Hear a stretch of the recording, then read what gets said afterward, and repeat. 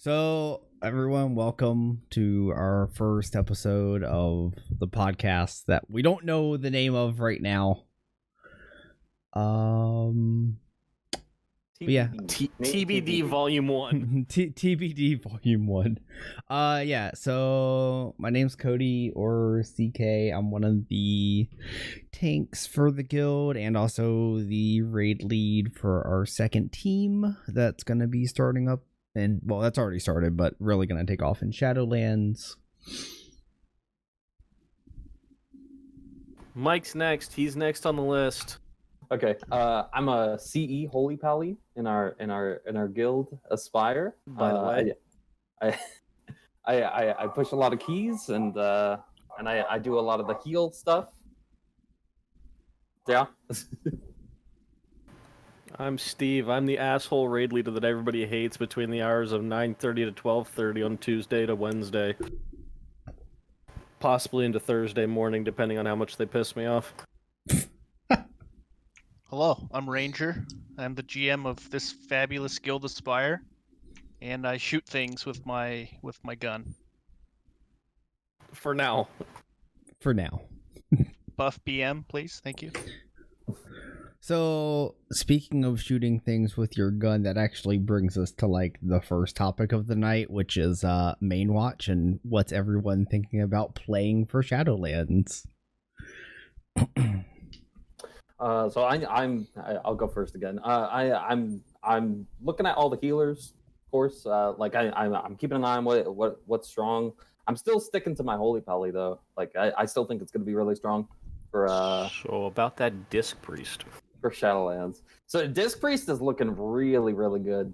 I won't lie, but I still think Holy Pallies are gonna bring it up on top. They might not top healing meters. They're not gonna be as strong as they were for BFA, but I think it's gonna be their utility and you combine with like aura and I think it's still gonna be a strong pick in a lot of world first guilds. Who do you think the strongest healer is going to be in? If you're looking at it, do you think right Disc Priest? Right now, Disc Priest, yeah. They're like they bring a lot of stuff that Paladin brings as well. Like they've got a lot of DR, so damage reduction, and just a lot of utility. And on top of that, a similar thing that they bring, of course, is healer DPS, which is it's especially important while you're pushing like world first and all that. Like healer DPS and inching out every bit of damage you can get is super important. So that's what I think right now. I'm not expecting too much to change. Like I think Holy Pally, Resto Shaman, Disc Priest. I think you're going to see a lot of that for the first tier. Not expecting a lot of Holy Priest or Resto Druid or Mistweaver Monk. Sorry, guys. Rip. All right, who's next? What are we thinking about maining? I think you should go next because the last two people are pretty much screwed at the moment. Okay. Yeah. So I had to take a break from raiding at the end of this expansion due to all the human malware COVID stuff that's going on in the world, and yeah, but I'm excited to step back in. I'm excited to get back to tanking. I'm going to be pulling out the Brewmaster again. They have a lot of good looking changes. Yeah, Boet, absolutely. They have a lot of good looking changes for Brew. I mean, you all always joke about me not being able to keep Iron Skin up, so I don't have to worry about that anymore because it's just now built into the system. What a wonderful fucking thing. Shuffle. Thank you. Yeah, let's make Brewmaster tanking difficult by baking in their AM into every single ability that they do. So great.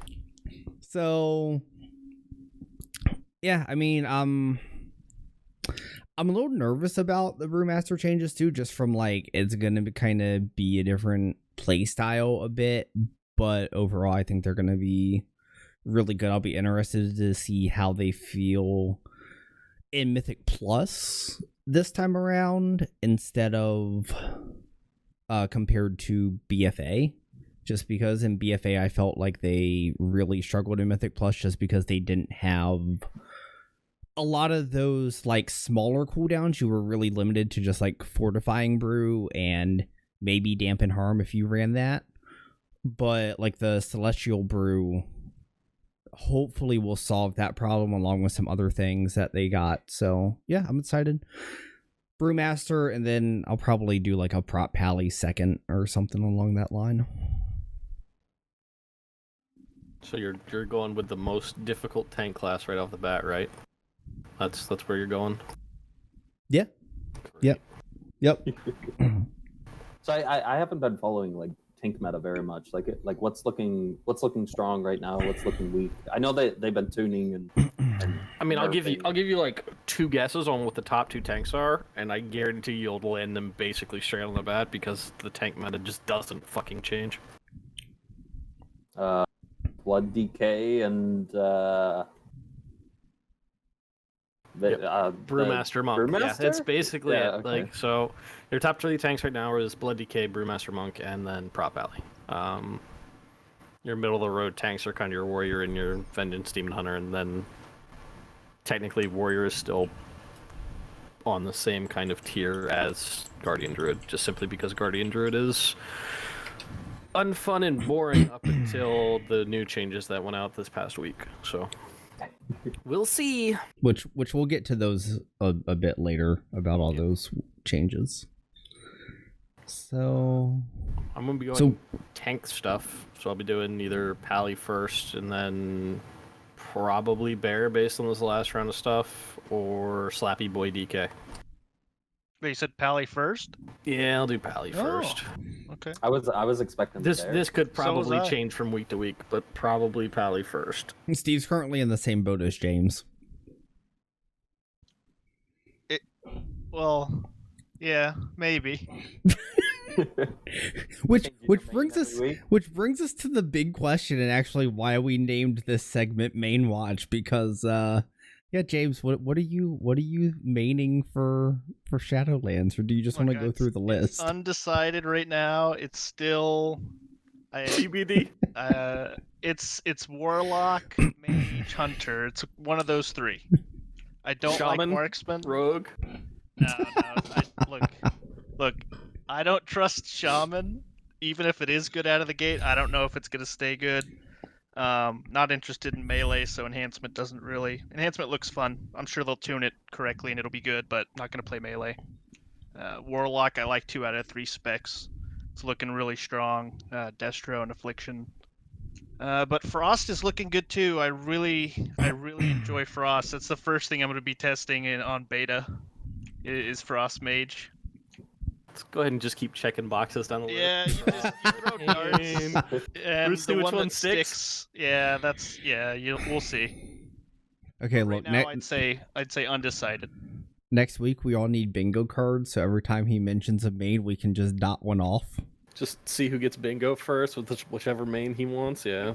Well, I got beta today, so I'll have a much better idea next week. I'll probably be able to give you like a top 2. Weird flex. Okay. Okay. I heard you talking about the Demon Hunter a couple days ago. I was just memeing. I was totally being sarcastic. You know, they do look amazing. You know, Havoc looks real strong. Probably gonna stack those. Well, the other thing too, you were talking like a month and a half ago about doing a Cap. paladin like your second or third character up, just so you could tank on it because you thought prop paladin looked fun. It does look fun, yeah, it does. But I'll leave that to you. I can't compete with Jarabella. Jarabella. Okay. So we'll have more information next week on what James is going to main for Shadowlands. So yeah, any other like thoughts on classes and stuff going in to pre-patch or the expansion in general? Resto Shaman and Disc Priest are bonkers right now. Actually out of their mind.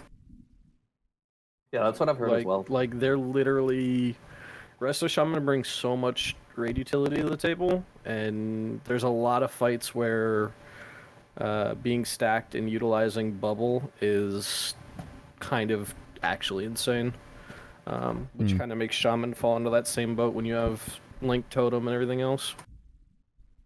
Like, they're really strong, and the changes that they made to things like Grievous and Bursting, Dispriest isn't hurt nearly as much by Bursting anymore, which is good for them. It's going to help them a lot out in keys, and then making certain things dispellable is also really dumb, because Mass Dispel is dummy thick. Sure.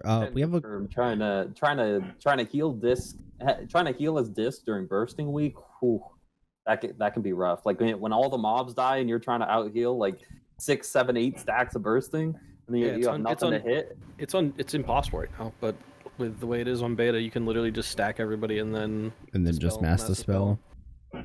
Like as long as you plan your pulls around like a 45-second CD, it's really, really stupid. So we have a quick question from chat. Frizz wants to know, is that actually a picture of James? Yes. 100%. I believe Frizz knows the answer. Don't put it into Google, because then you'll get the real answer. Yes. Okay, so yeah, so you have your healers looking strong. Good changes. We're gonna talk about Mythic Plus changes here in a little bit too. Well, actually, that's next on the list. So that whole Grievous and Bursting being dispellable was actually a good segue into that. So Grievous is not dispellable though. Bursting is. What did they change on Grievous then? So what they changed to Grievous was a direct heal, i.e. a flash of light or whatever, a holy shock, that removes one singular tick of Grievous. So it stacks up to 4. So simply just applying one heal to a target removes a stack of that. So it's not dispellable, but if you really needed to pump out like quick succession healings, like even Atonement gets rid of it, which is kind of stupid at the moment. Okay. Like so I said, they made Dispriest really dumb. Yeah, because I know they kind of struggle in Mythic Plus right now on certain weeks.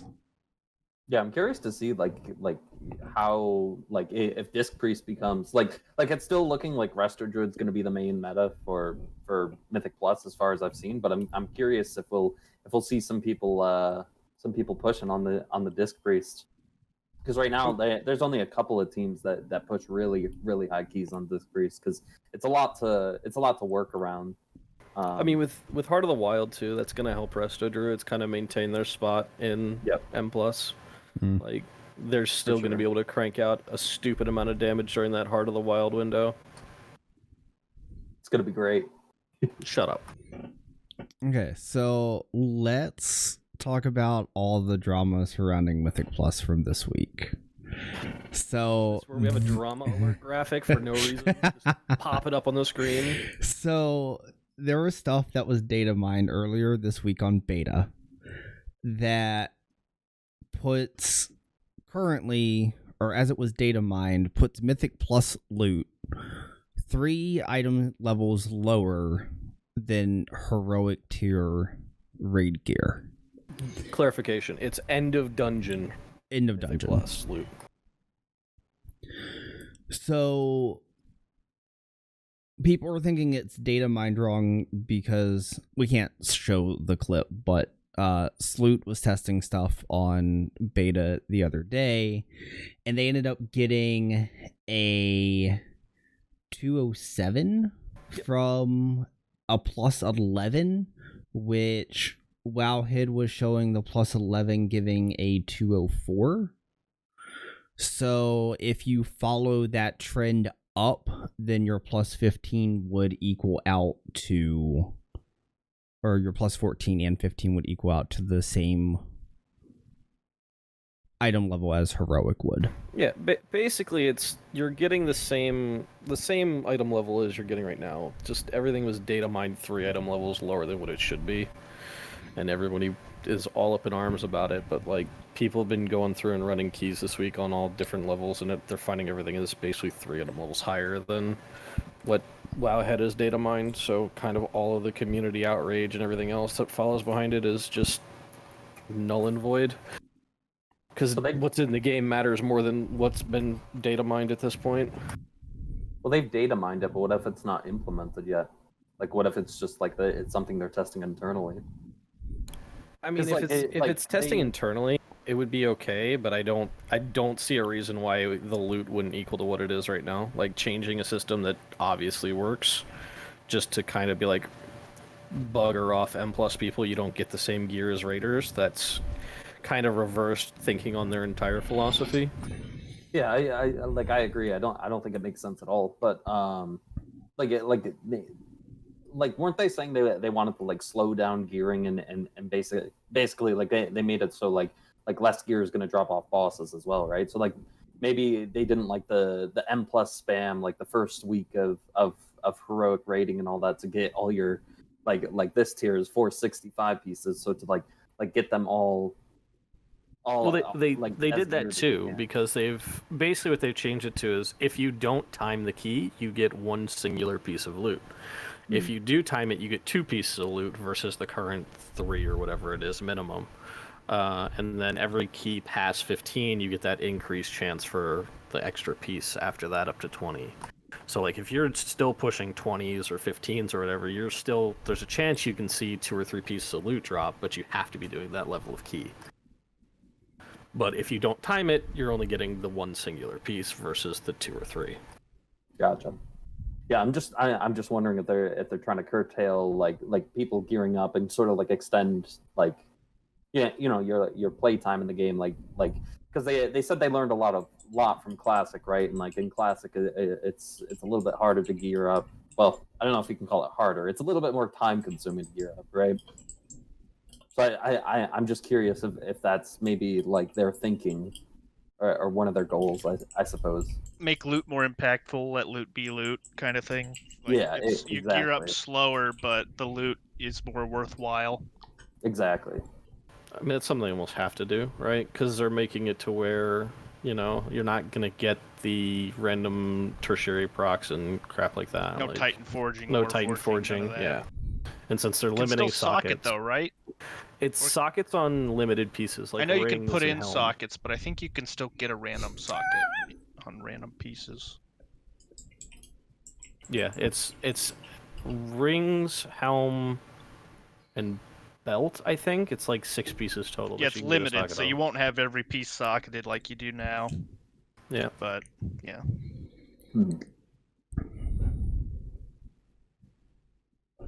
James, I think you just got busted, by the way. Yeah, our resident warlock in chat has found out. Oh. So, I mean, the only other thing I can think of, like, let's say this is something they're testing internally with the item level thing, is that they're trying to target your top end world first guilds with all the split runs and stuff that they do, that they go in, they farm Mythic Plus before they go into Heroic, so they can go in and trade certain Heroic pieces between all their split runs to their mains that are going to be pushing for the world first kills. But if this change, is specifically targeting that, it hurts the rest of the Mythic Plus community way harder than what it would hurt like those top end guilds. That's the thing, is I don't think the goal is at any point to be like, oh yeah, we're gonna cater to the mythic raiding scene when they've literally just turned M+ into like an esport, basically, right? Yeah. There's no real rhyme or reason for them to be like, nah, dude, we're just gonna shove M+ under the table for the world first race because of nonsensical data. Like, it just doesn't make sense. So we're still gonna gear up the same way. We're still gonna get most of our good stuff out of the weekly vault, weekly chest. Yeah, I mean that's the other thing too, is they're not even gonna limit the amount of split runs they do, even if they lower the item level by that, because the world first guild will still find that sweet spot for loot out of Heroic and then just make multiple splits on that number. Which like, is, I was thinking about that today. It blows my mind if that's the case. If they're trying to affect or limit the loot trading during the race, but it's like you have to, like, those people that are trading the gear actually want to do that. Like, nobody's forcing them to do it. Like, they're having fun. Like, they're able to contribute to a world first race, even though they maybe aren't good enough or don't have the time to put in to be in it themselves. And I just think if that's the case, that they're just trying to limit that, I don't see what's the point. It's like the top 1% for like a few weeks out of each tier. It's not a Right. big deal. So hopefully it's not like an internal testing thing. It was just actually data mined wrong and everything's going to be, you know, good to go. Smile and breathe. That's all we gotta do. Smile and breathe. So I was gonna add on to that. Yeah. It's like their views on Master Looter, right? Like they said they don't want people to feel like pressured to trade their loot or whatnot, but again, like these people, they literally want to trade their loot, and the personal loot system, like they're making it so we like physically can't trade the loot. And I think that more than anything brings frustration to the game. Like, oh, I got this super good trinket or whatnot. It's crap for me, but I'd like to trade it to my friend who it's really good for, but I can't because it's a higher item level than mine. Like that's super frustrating, in my opinion. Yep. Like if I want to trade it, just let me trade it. See, but Right. with that kind of thing is like you're never gonna force today's players to go out of their way and be like, yeah, I need to trade this. They're gonna see upgrade as upgrade versus where it could be a bigger upgrade somewhere else. Like the only way they could force like a master loot system back on to the WoW community as a whole is to go back to like the original system, right? To where it drops off the boss, you see all 8 pieces of loot, you have your master looter assigned, and then he hands it out. Like based on where the upgrades are and why the upgrades are, DKP and all that nonsense again. Doing now and being like, yeah, let's make sure that, or let's give people the option. 9 times out of 10, people aren't going to take that option. You'll only see that really happen in the world first races. Yeah. I think it's something like if everyone agrees on it, like I feel like then it should be allowed though. That's what I think. Like I think it's ideally, like I would like to see like personal loot, but then you can just like freely trade it, like without the restriction. That'd be great. Be a step in the right direction. kind of like an in-between of like master looter and like personal loot kind of thing. Exactly. So, other thoughts on just Mythic Plus in general, on like how things are looking for Shadowlands? Prideful is spicy. Yeah, I was looking at the damage output that it can give. It was looking pretty interesting. I'm excited to test it out. Yeah, Prideful is you're gonna base a lot of your routes around Prideful, and it's gonna be kind of neat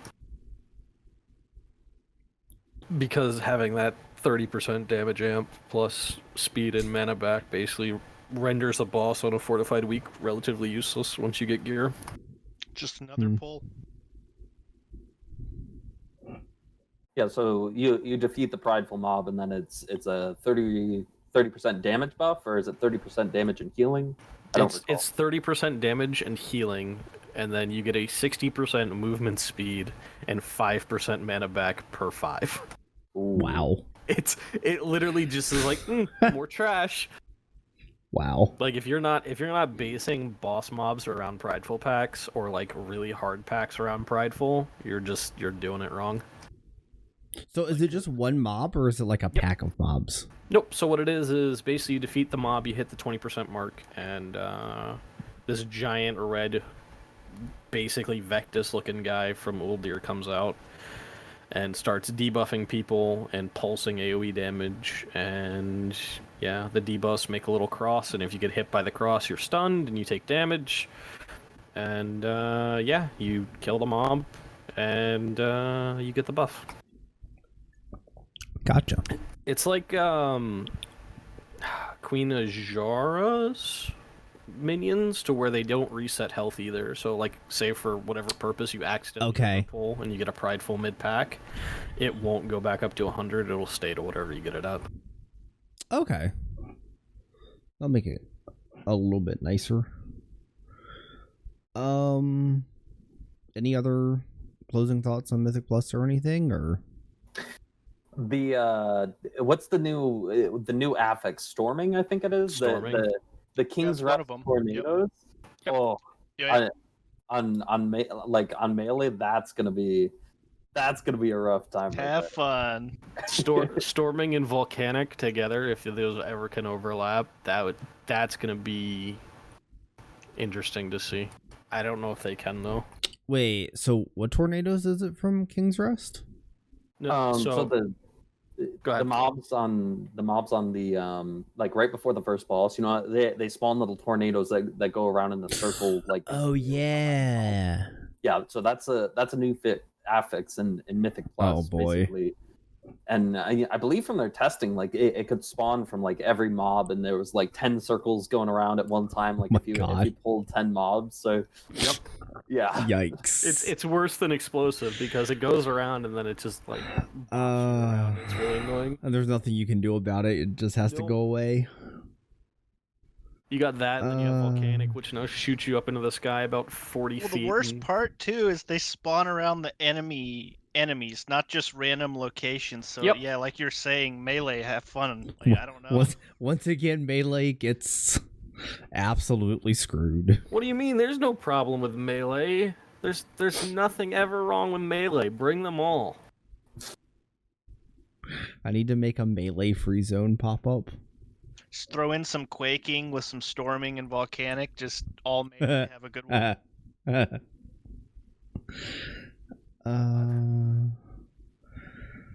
All right, so this next part is gonna kind of Steve's gonna take the lead on this one. Big changes to classes and specs that came out this week. The biggest things were Guardian Druids. We thick boys again, boy. At least possibly. You got Tooth and Claw instead of fucking Lunar Beam, because Lunar Beam has been trash for 8 generations of Bear now. And we finally get something that's relatively useful on single target. Basically, the way it works on beta currently, it's busted to where everyone thinks it's going to get nerfed anyway. But on auto attacks, you have a chance to grant you a proc that your maul will do 40% increased damage and give you 15% DR from the target. That's both magic and physical DR. So, like, it basically gives you your Mark of Ursal back from Legion times just by casting maul and doing more damage. Like, that's huge for bears. Adding that, plus the way it works on beta currently, when you do the second stack, it not only refreshes their duration, but it indefinitely stacks the DR. So if you get enough lucky procs, and if you can spend the rage, you can get all the way up to somewhere in the range of like 125% DR from the mob that you're hitting. Meaning that the mob would actually just heal you. Wow. I can see why people think that's going to get nerfed, because it's busted. Every druid's like, yeah, this is going to get broken and fixed and redone in some sort of way. But you pair that with the legendary changes they made to whatever the new positivity legendary that they added in. It's like Ursak's renewal or something, where your thrash, all of your thrash damage now heals for 100%. That's dot damage included. The Bear Druid's healing right now is busted. So have they figured out on that, is it per mob or is it just no one mob? There's no cap on it. So literally, you're in what everyone is saying is you're going to get to the point where you have enough haste to where you go into Berserk and every single GCD, no matter what you're doing, will be Thrash. And the reason that is because you will literally be hitting everything and healing for an obscene amount of damage. Yeah, that makes sense. So I mean, yeah, like Guardian Druids were the big thing this week. I have a question for you, Steve. Based off of that. So you're talking about like everyone's talking about it being nerfed or it should be nerfed, etc. No, everyone is pretty much in agreement that it will be nerfed because it's not working properly. So what would you like to see, like assuming they do nerf it? I know when you found out about it, I know you're real excited about it and about the potential to play bear and all that. So what would you like to see that's a nerf that makes it still so it's viable? What do you think would be fair? They can do one of two things with it. They can treat it kind of like a layered main, to where if you use that second proc or the third proc or whatever, you can increase the DR, but the duration doesn't increase, right? Because it's only a 15-second buff anyway. So the odds of you getting more than 2 or 3 mauls in that time frame, it's kind of difficult. Or what they can do is they can make it more of the old school pulverized, to where it refreshes DR, or it refreshes duration, but doesn't increase DR, so you stay at a 15% static. Those two things, either way it works, would kind of be neat.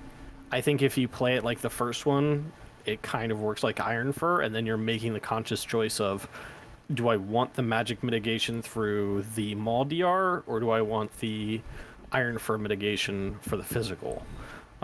Whereas right now you're still kind of, even in Mythic Plus, you're not really using Tooth and Claw still, because you just can't get multi-targets on Maul, right? Because Maul only hits one thing. So you're still only using the passive 9% mitigation. But in raids, Tooth and Claw is going to be your go-to for bosses. It's just a matter of where they're going to put the tuning at. Gotcha. Okay. Hey man, they're looking at bears. They moves. tuned you way high, which is way better than tuning you low. Or not doing anything at all, because... Yeah. And I mean, they have a conduit, too, that literally makes every mangle that you do, stacking up to 3 times, do 24% more damage on your next maul. So, like, if you get those procs in a row to where you're mangle, your next maul will do something ridiculous, like 125% more damage, plus the DR with Tooth and Claw. So there is synergy built in there. Last thing they need to do is they just need to get frickin' Frenzied Regeneration off the GCD, and bears would be in really good shape. Okay, now you're just asking for way too much. Why should bears have to wait for their GCDs, just like Holy Pallies hitting their Wog, or warriors hitting their Ignore Pain, or wait, let me just... Never mind, I'm... Tangent rant, that's for another day. We don't got enough time, Cody. Not enough time for that right now. So I guess the other big change, it wasn't like massive, but Warlocks got a slight nerf to their super overpowered conduit. A little bit. It ended up being a very tiny single target nerf only, though. It's nothing that's really going to affect them negatively. Like, they're still really strong. Yeah, like it Still kind of busted as crap. It didn't ruin the spec or the build in any way. It just tuned them down a little bit. Single target. That's about it. I think even if all if all 3 specs perform poorly, they're still going to be brought because of the utility, like with Gate and Cookies and all that. I don't foresee any raid not having a Warlock.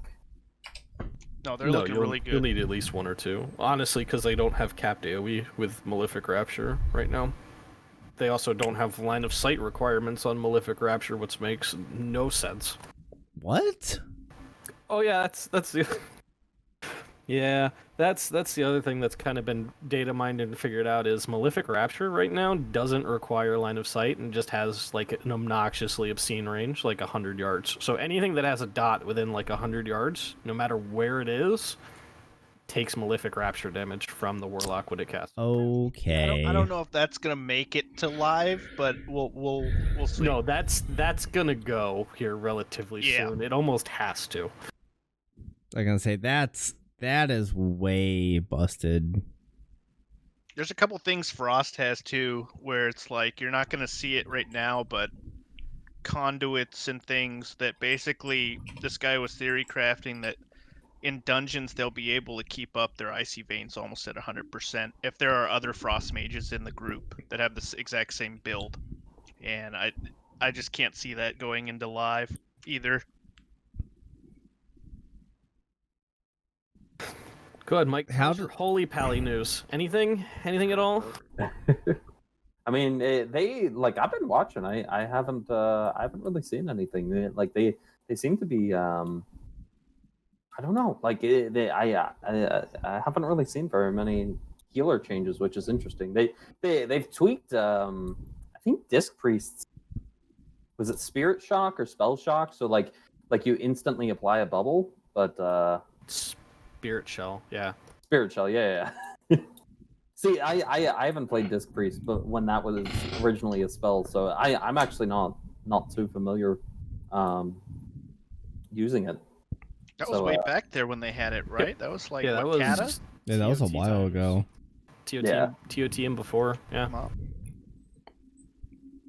So unless you've seen something I haven't seen anything for No, I mean like It's overall mostly been this missed. week.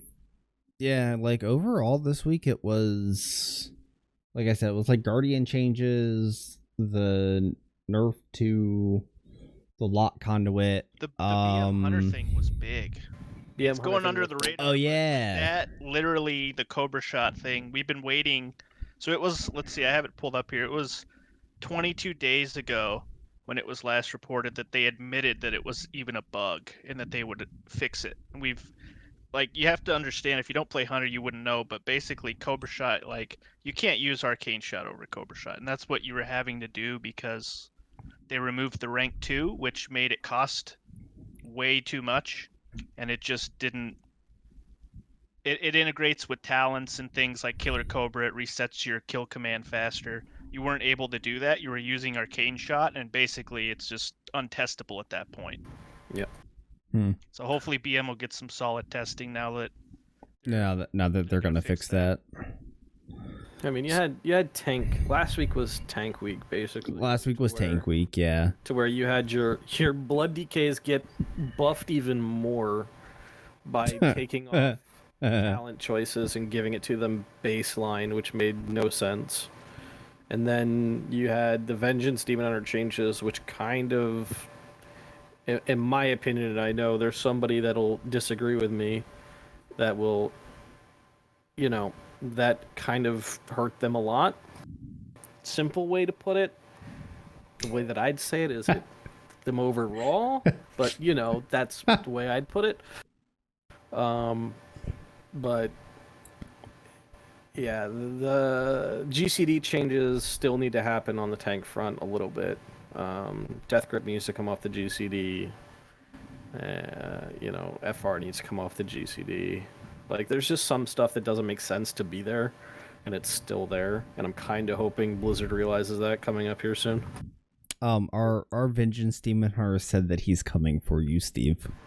Yeah, I know. His Won't be monk on is a still... Vengeance Demon Hunter though. He won't be able to catch me because he'll probably be on a paladin running across the room in a wheelchair or something. I don't know. It sure as shit ain't gonna be the Vengeance Demon Hunter.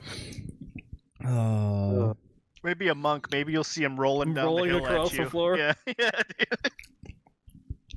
Yeah, like I know they changed the monk stuff last week too. Like the Celestial Brew got their shield Tuned properly. Tuned. It had their cooldown doubled and it had their shield cut in half, I want to say. Yeah.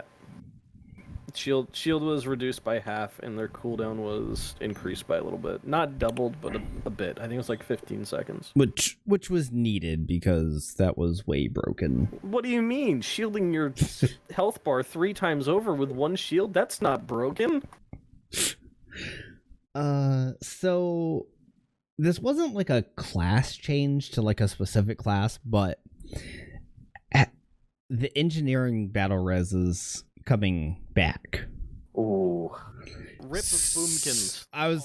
So that's the question is how much is this going to hurt boomkins? Like if you're looking at what classes to bring into raids now and that kind of stuff. I don't know that it kills. See, the key is going to be how much damage can they do. If they can do more damage than BFA, then they'll be all right. They got more utility. That's the problem is right now they're doing less damage outside of their cooldown window, meaning that they're doing worse. Their boomkins are not in a good spot and not in a happy place.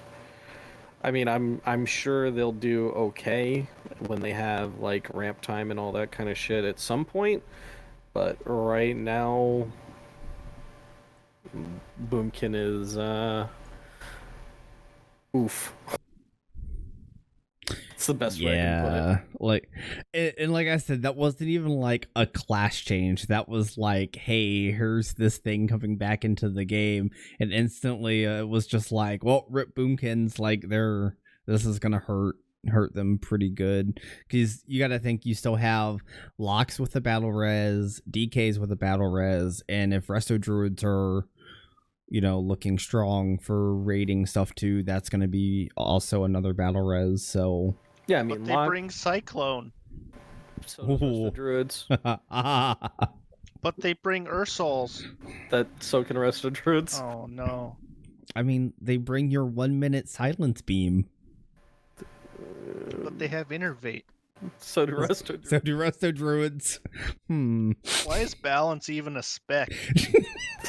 Because so are resto druids. They have one extra. Just exit. Just take it away. I mean, then they go down to 2 specs, which is either tank or healer because no one plays feral either. Easy there. Cat isn't doing terrible.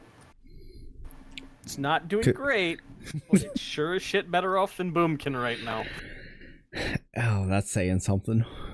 But with the whole battle res thing, you have DKs, which Frost and Holy are pretty much on AoE capped, so they're doing fine in keys. So you can bring them for battle res anyway. Warlocks are doing decently well in keys because again, on AoE capped and really high damage. And if Resto Druids are the go-to meta, then you literally just bring a Resto Druid with Heart of the Wild, and it does basically the same amount of damage as a Boomkin would do. So feels bad.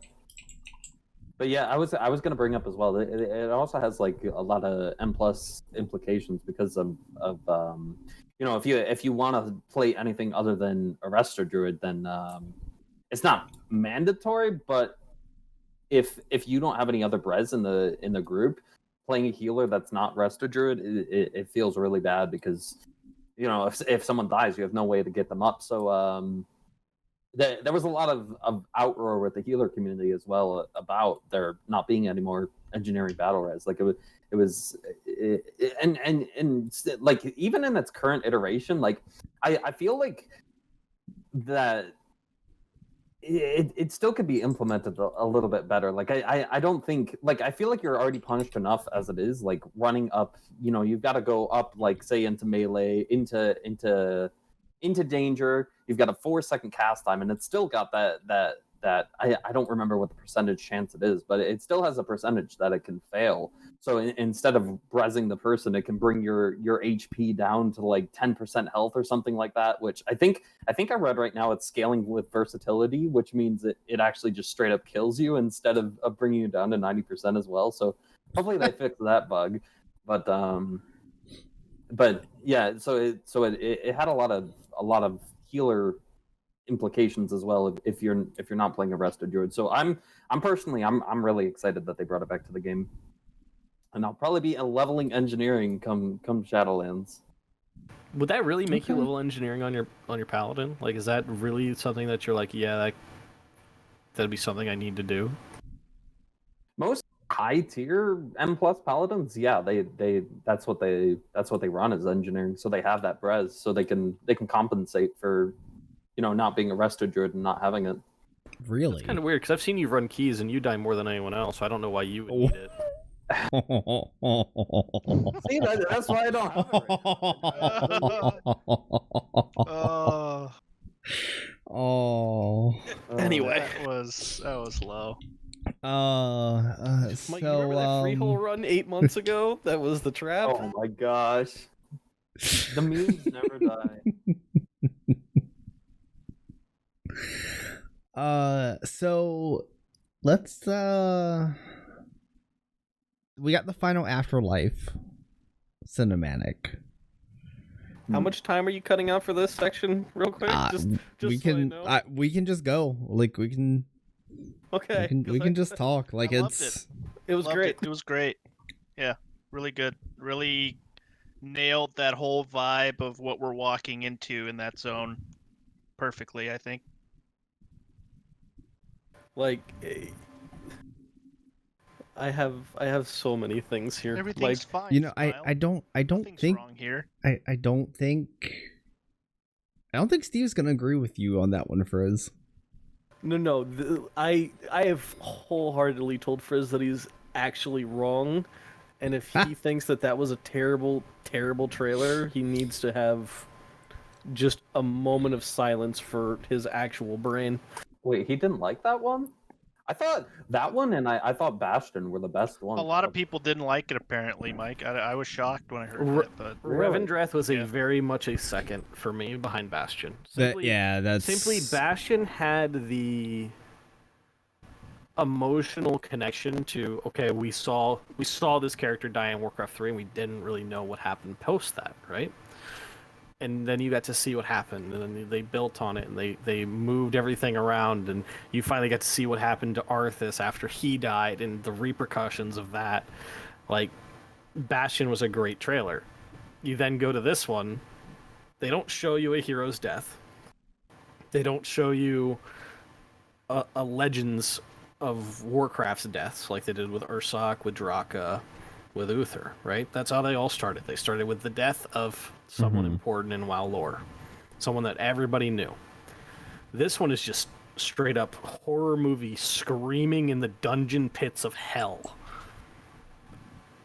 of an asshole that you beat 2 expansions ago, and you're like, yep, this is what he gets. And then it just cuts into violins, and you're like, because when did? Because I don't remember the timeline, but when did the whole thing with the mall break?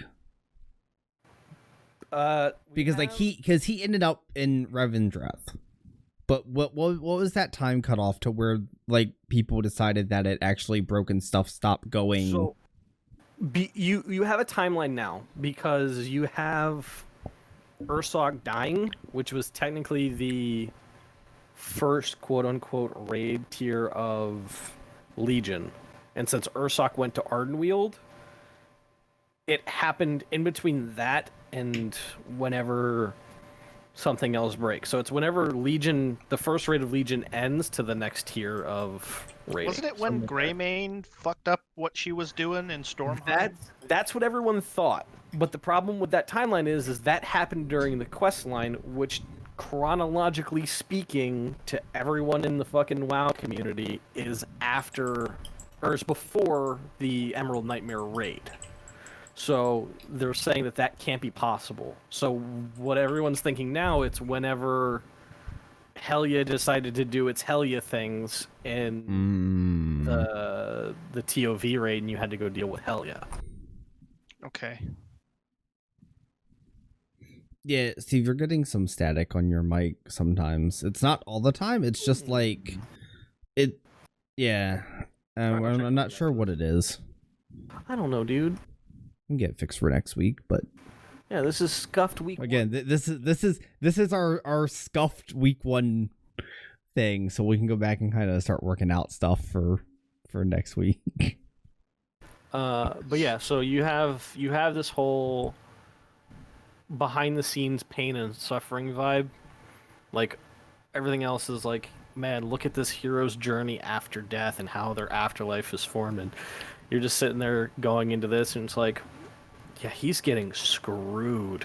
He's literally a battery. Like this is Matrix battery draining force. Well, what I'm wondering is they're supposed to be rehabilitating, right, through the torture, but I'm wondering if the plan is not to rehabilitate at all, it's just to keep using him as a battery. Yep. Because we're not really sure how long by now he should have some rehab, right? Unless he's just stubborn. But I got the feeling they're just draining him, and that's their goal. Sucking. He's literally just being a battery for them. They're not trying to like rehab him at all. Like, so you have all of the other ones too that are, all the other cinematics about keeping the design of the Shadowlands and keeping everything flowing. Yep. And the system. This cinematic was literally the first cinematic, and which is why I am 100% like convinced they did this in this reason, in the order that they did for this reason. We know he is the last boss in Castle, right? He's the last boss of the first raid. Mm-hmm. The things that he says and how who is the Sire Denethor. Okay. The guy talking. Yeah. Daenerys Targaryen of the Venthyr, whatever. Gotcha. He's the big bad for the first raid, right? And all the other ones are like how the path can be diverged and how the path can be broken. He was really the only one that was like, we must stick to the path. But you could see that on paper, yeah, he's my good citizens, stick to the path. Meanwhile, he's throwing, keggers with his boys up in rat halls, drinking out the anima all that they could. And it's like, yeah, you're not sticking to the path very well. Nope. No, there's definitely a line drawn through Shadowlands, and it's people working with the jailer, and it's the people that are out of the loop that are just trying to do their job. Just trying to do Right. what they need to do. And it's going to be fun seeing who's on what side. I mean, I'm going to be honest, and I because I haven't played beta, I don't have any confirmation of this. I am, big spoiler warning here if this happens to be fucking true. I am 95% convinced he knows why whatever's happened with the mall is happening. Like, he is either working hand in hand with the jailer with it, or he is part of the root cause for it. The line that really catches me off and kind of tips the hand about it is he says something about this mysterious drought of anima, and you're just like, he puts a really weird inflection on the word drought, and he, like, the sentence before that is about how everything is going great and how everything is going to go swimmingly, and it's like, then this mysterious drought hit, wink wink, nudge nudge, don't know how it happened. The souls just stop coming. Who knows? So you think he knows something? Oh, yeah. Oh, I 100% think he knows something, which is why we go up to his castle and kick the royal hell out of him. Would make sense. But yeah, like, you start to see things like and the reason why this was good is this trailer, I think, was really good to introduce him as the big bad guy.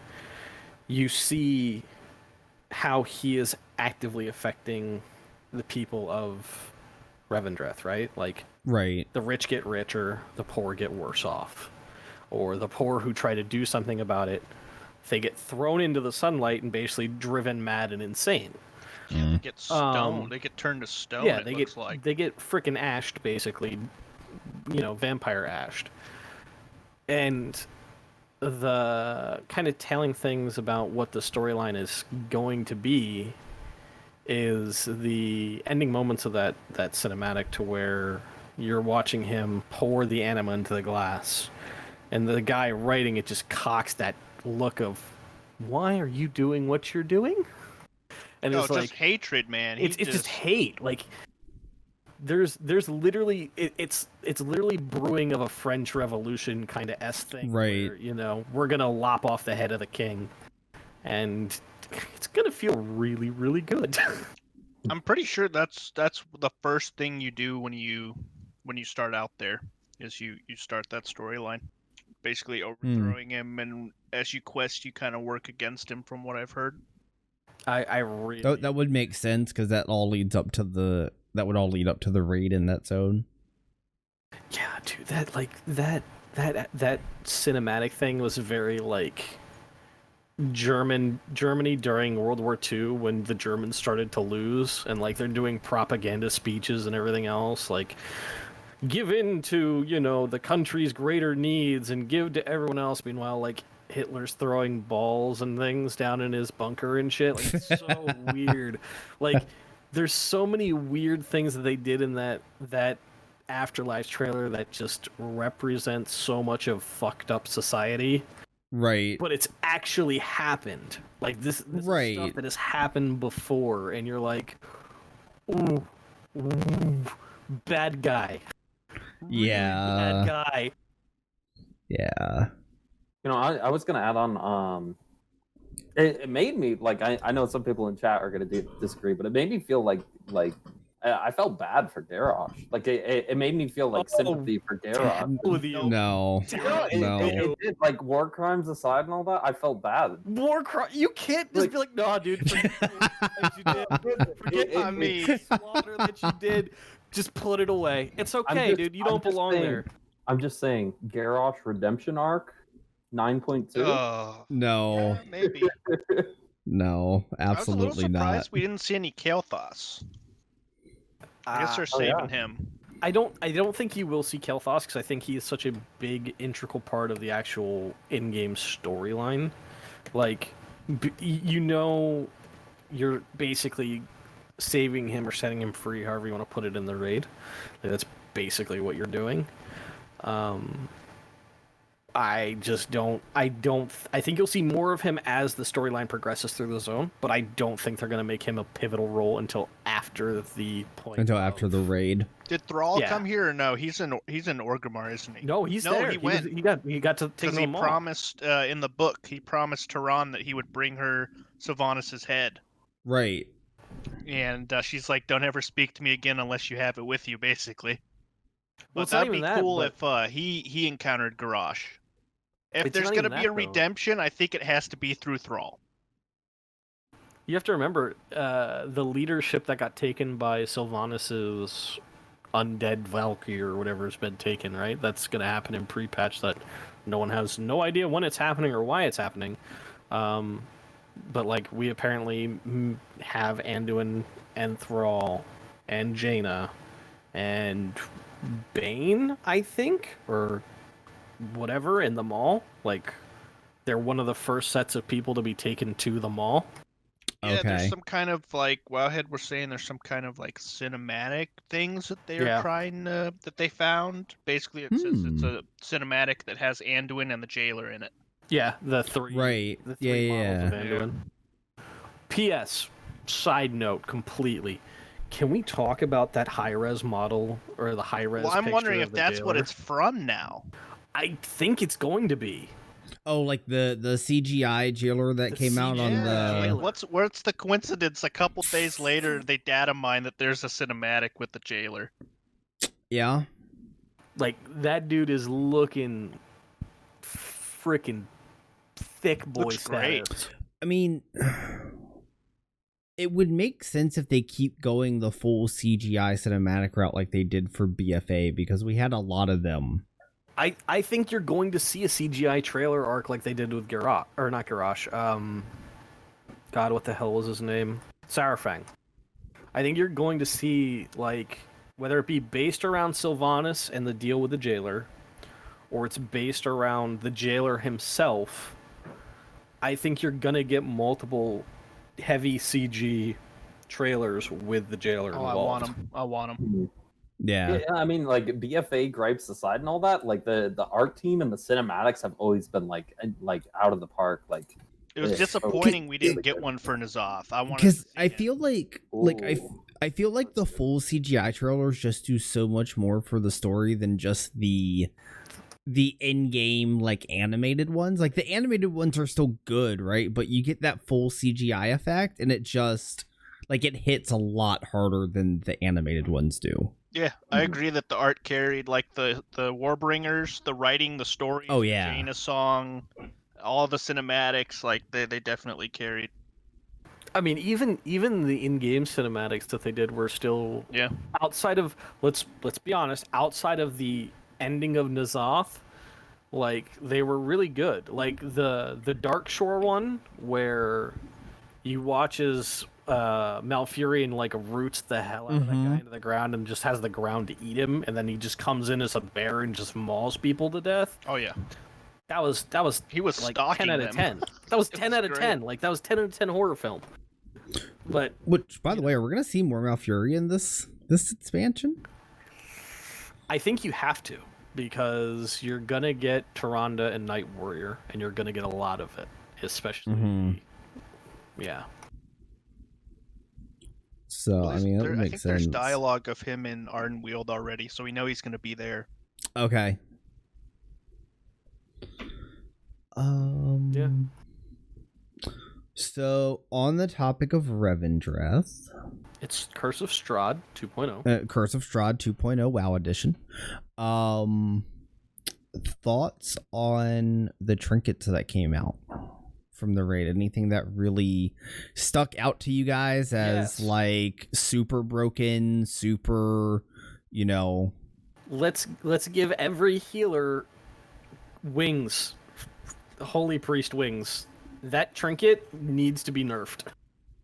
Oh, I haven't actually seen that one.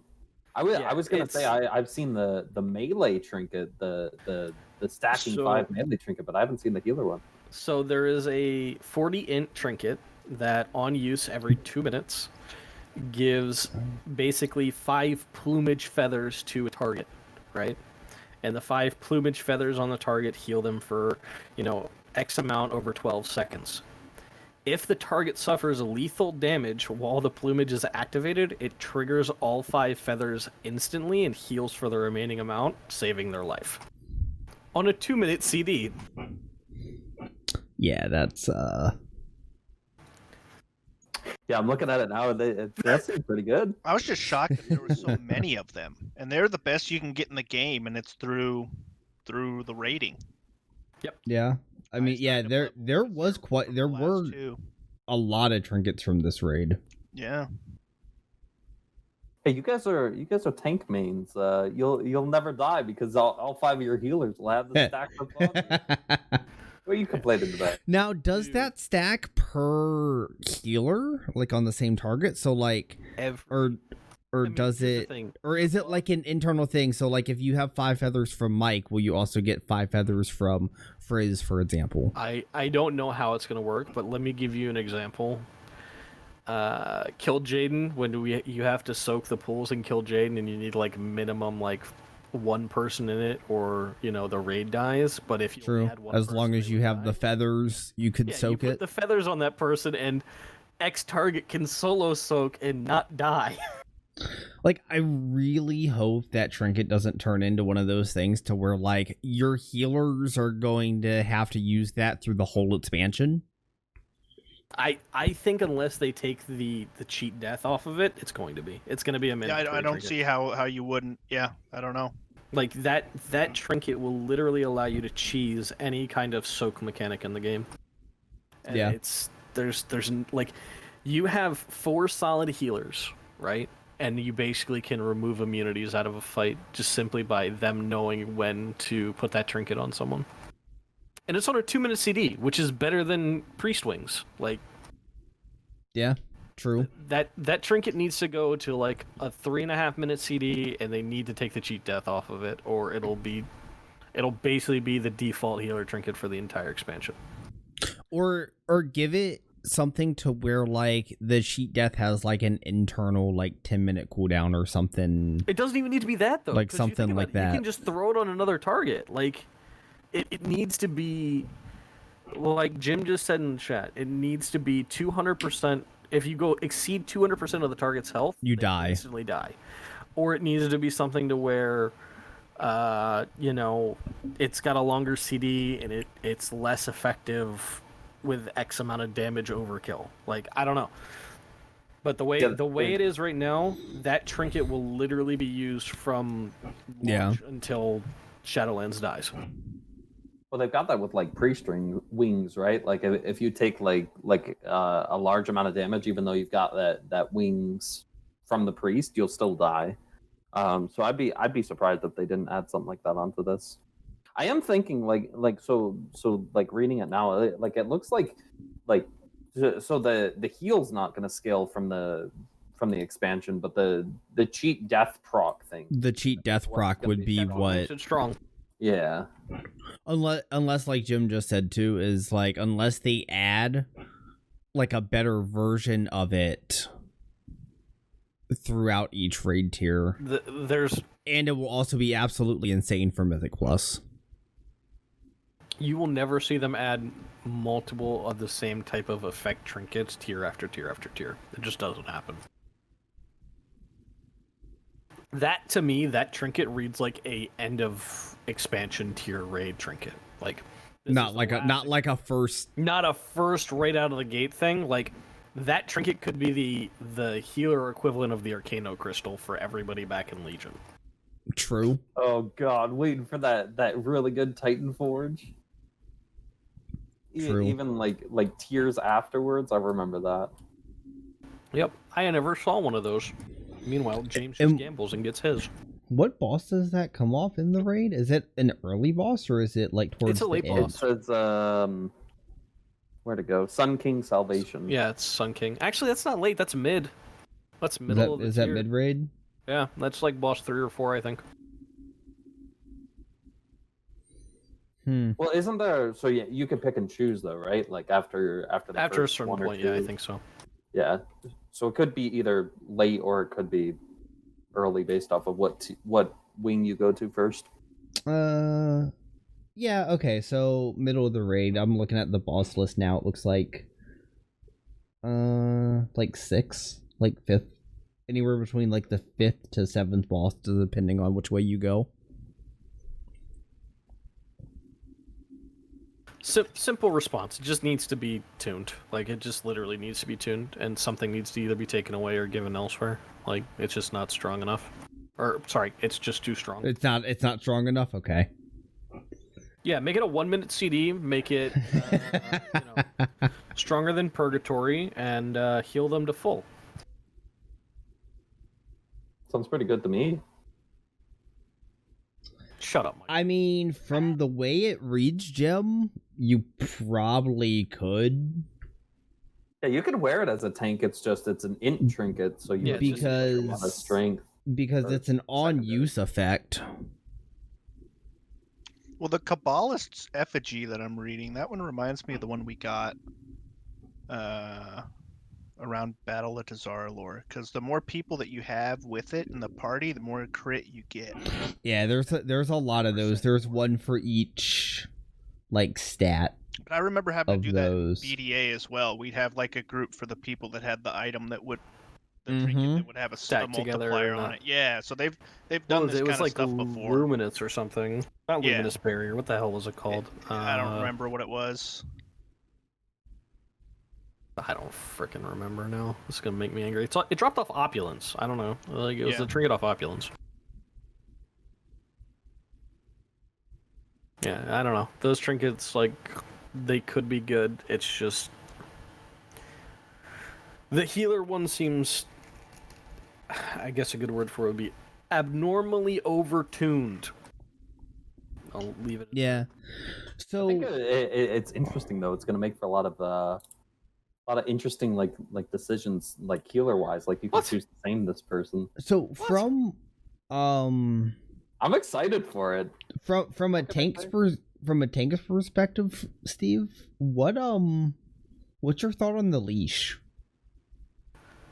The leash, because like it's either agi or strength. and you could pair yourself with the off tank to help curve big punches of damage that are coming in. So the problem is the tank, like that as a tank thing, it wouldn't really be useful because most fights outside of, I think, like the first two are extremely ad heavy or two target. So you're not really going to be smoothing anything. If anything, you're going to be doing more damage to yourself for no reason whatsoever. So Fair. Personally, I wouldn't use it unless it was on those kind of solo tanky fights, but most solo tanky fights, even at that point, apply a dot to the tank, which you have to taunt swap, and then you're taking dot damage plus boss damage. And yeah, it was the really sliver I was thinking of for the incandescent sliver. Yeah. Also, fuck you, Jim. Sorry. You can edit that out in post.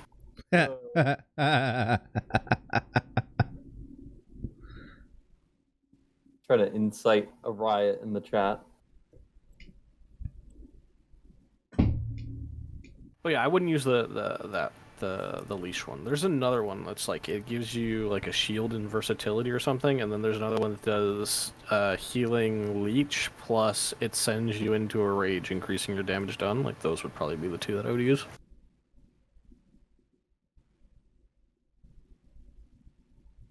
Yeah, I see those two. Imagine Jim telling me to play a class that can use it, and then saying just use it with an off tank that has an immunity for a free DR, but he sits there and plays Vengeance Demon Hunter, which doesn't have an immunity, trying to make himself sound useful. God, are you guys gonna argue over who's getting the first taunts too? Jesus.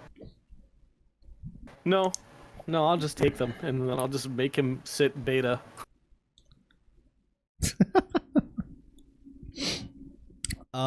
Yeah, so I guess the final thing is when are we expecting pre-patch? I know like a lot of people are saying normally it's 2 weeks after, like they've got to give time for the end of like the rated PvP season, right? So normally it's like 2 weeks after that. Not really. They've said back in Legion that they don't want people to be tying the end of season announcement with pre-patch. So, I mean, there could be something to where I don't think it'll be this upcoming Tuesday, but we could get an announcement upcoming Tuesday, and then it'll be the following week. So I think it's going to be... I was going to say, it has to be soon, and you got to think if they did it 2 weeks from now... Yeah, 29th, not 27th. Brain dead. Yeah, so like... So, like, if they did it 2 weeks from now, that would be 1 month before launch, essentially. Yep. Which would make sense for a good timeline. Well, here's the thing. There's gated quests, right? Does anybody know? I don't know. Like, how many... Is it I think there's only 2 weeks. I think there's only 2 or 3 weeks. So we're going to need at least 2 weeks to complete the quest line, is my point. So, yeah, I think they're going to give us... probably at least 3 to 4 weeks of the pre-patch. So that'd either be 3 weeks would be the 6th, 4 weeks would be the 29th. I'd be very surprised if it launched next Tuesday. I'd be very caught off guard. No, yeah, you know why I don't think they're going to do that is because they want to sell as many brontosaurs as they can at the end. You know, so they're going to give us plenty of time to buy WoW tokens, okay? Let's be real. Hey, good business. I'd do the same thing if I was running the company. Yeah. Give them 2 weeks, dude. Plenty of time. I'd like to see the stats on that, like how many people are actually buying WoW tokens so they can buy that mount. I mean, that's a good point. It's expensive, though. Yeah, what is it like? Was it like $800 something going from zero to like the full price of the mount? Yeah. Oh, really? It's somewhere in that $800, $900 range. Oh my god. It is expensive. If you were to buy it just from WoW tokens alone. Oh. It's 137k for a WoW token right now, I believe it is. It's gone up like 3k from yesterday then, because I looked at it yesterday. It was around 134. Yeah, the WoW token price keeps rising. It's 136.7 right now. 36,000. You're probably going to see that just constantly creep up here over the next like I'm actually week or so. curious. I'm curious about the WoW token price though, because when BFA launched, I don't know if you guys remember, but in Legion it was like 200k for a WoW Yeah. token, and then it dropped down to like 100k at BFA's start. So I'm kind of curious if that'll happen again. It probably will, because you get so many new people that are coming back, like for the launch and stuff like that. The demand for tokens are really high. So it's a great time to buy them and fill up on like game time and all that. I can tell you that. If you buy them for game time, get them now while they're cheap. Definitely. Well, I'm saying if they do drop after Shadowlands launches, like it'll be even better. Yeah. Oh yeah. Because I mean, I know I've seen them like right around 100k or even below 100k before.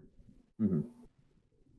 Man, remember back in WoD, they were like 40k? Oh. Those were the days. Aren't they like, isn't the EU, it's like almost double? Isn't the EU EU's like get much more? 400k or something. Yeah, that's juicy. So, closing thoughts? Any closing remarks? Well, I mean, something we didn't really get to, but covenants. I'm scared about those, like the whole ripcord scenario and all that. Oh yeah. Oh god, just stop. Play the one you like. Play the one you like, because they're all gonna get tuned up and down. So. Did Mike freeze for anybody else? Yes. Oh, I'm frozen. Your camera is. Oh, now you're moving. Oh, okay. I was gonna say Steve froze for me. Nope, just you. Pull the ripcord. I just like play the one that you think you're gonna like and go from there. Like you. Hold on, I have to go deal with the child real quick, and then I'll come back and deal with my thoughts. But yeah. Obviously that scenario's been pretty big and going on. Yeah. We can save that whole thing for another time. Like I don't know. There's always probably do a whole show on covenants. To be honest, we probably could. Yeah. Yeah, I mean, hopefully, like, some more of us can get beta over the course of the next week, so we can have a lot more to talk about from like actual experience, like in beta. Yeah, shout out to Tally. Thank you, Tally. Yeah, James got his today. I'm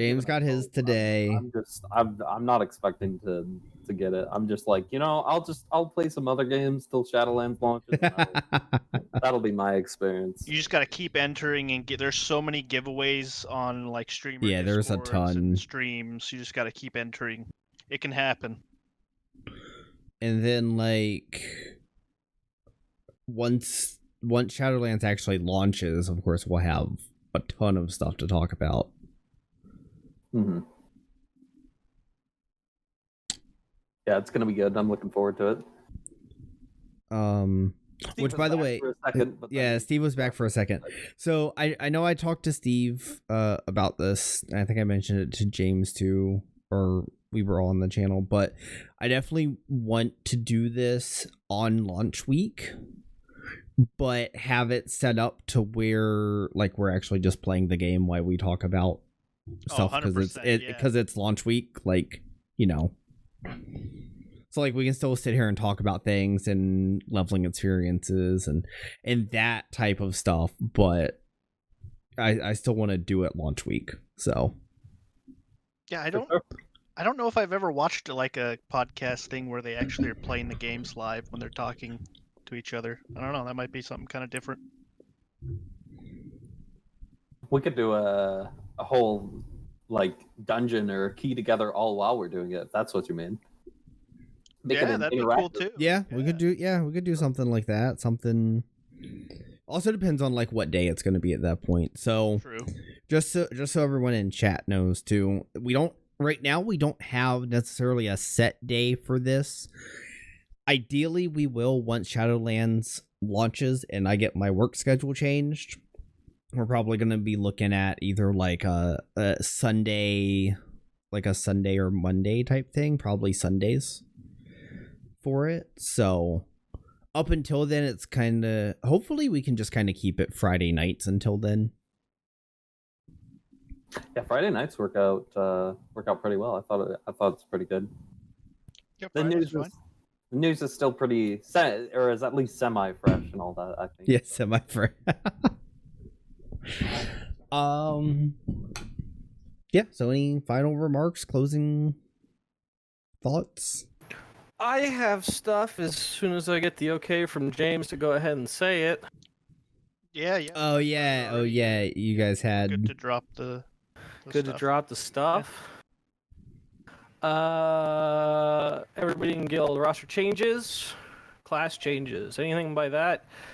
The weekend of October 13th, the week/weekend, whenever that is. So you're looking at 16th, 17th, 18th. Finalize your roster, finalize your choice on what classes you're wanting to play.